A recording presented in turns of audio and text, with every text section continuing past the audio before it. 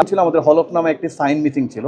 তা আমরা কমিশনে আপিল করি এবং আপিলের সাথে আমরা হলফনামা সংযুক্ত করে দিই এবং আজকেও এটা প্রেজেন্ট করার পরে আমাদের মনোনয়নপত্রটি বৈধ বলে কমিশন ঘোষণা করে। এবং আমরা আশা করছি যে এই ছোটোখাটো যে ভুলগুলা অন্যান্য প্রার্থীদের ছিল সকলের ক্ষেত্রে হয়তো কমিশন এই সুদৃষ্টিটাই দিবে। কারণ আপনারা হয়তো জানেন যে আপনারা দেখছেন যে এখানে যারা প্রার্থিতার জন্য আসছে সবাই অনেক বেশি বয়সের মানুষ বা অনেক এক্সপিরিয়েন্সের মানুষ। আমার আসনে টোটাল 12 জন মানুষ মনোনয়নপত্র জমা দিয়েছিল। এই 12 জনের মধ্যে আমি সবচেয়ে কম বয়সের।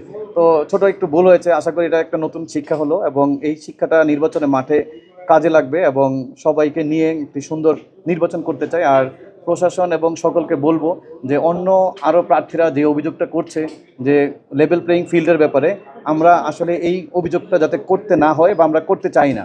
প্রশাসন যাতে নিজ উদ্যোগেই সবাইকে সমানভাবে কাজ এবং সমান দৃষ্টিতে দেখার একটা অনুপ্রেরণা দেখায়, সেক্ষেত্রে আমরা প্রশাসনের কাছে এবং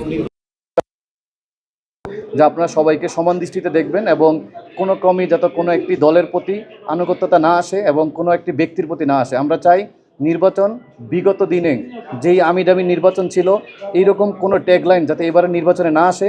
এবারে নির্বাচনটি যেন সকলের অংশগ্রহণমূলক এবং উৎসব মুখর নির্বাচন হয়। রেজাল্ট যা হয় এটা হবেই, 12 জন মানুষ তার পাস করবে না, একজন পাস করবে। বাট সবাই যেন নির্বাচনের পরের দিন আবার একসাথে বসে চা খেতে পারে, সেই পরিবেশ যেন বজায় থাকে, এই আশাবাদী ব্যক্তি।